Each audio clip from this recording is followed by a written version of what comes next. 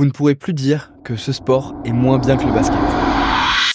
Les joueurs que vous voyez marquer des paniers sans planche jouent au netball, qui est surtout très populaire chez les anglo-saxons. Il l'est tellement qu'il a été ajouté aux Jeux du Commonwealth en 1988. Si vous ne voyez pas ce que sont les Jeux du Commonwealth, on verra ça dans une prochaine vidéo. Bref, le netball est un sport qui se joue en 7 contre 7 et qui se divise en 3 zones.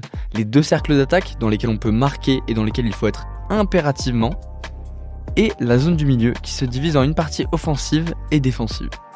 Au netball, interdit de se déplacer avec la balle et de la garder plus de 3 secondes dans les mains.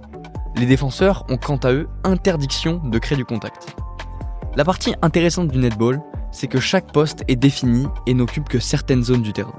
Le goal attaquant et le wing attaquant sont les 2 seuls de l'équipe à pouvoir marquer car eux seuls peuvent aller dans la zone de but.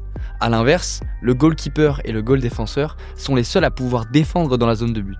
En fait, le jeu est vraiment basé sur les duels poste pour poste, donc il est primordial de battre son vis-à-vis. Pour les meilleures nations netball, on retrouve l'Australie, qui est champion du monde en titre et gagnant de 12 coupes du monde sur 16 possibles chez les hommes. Et pour les femmes, c'est pareil, les Australian Diamonds, le surnom qui a été donné à l'équipe de netball, sont championnes du monde en titre également. Après, c'est impressionnant chez les deux, mais seules 4 équipes se démarquent vraiment du reste du monde. L'Australie donc, la Jamaïque, l'Angleterre et la Nouvelle-Zélande.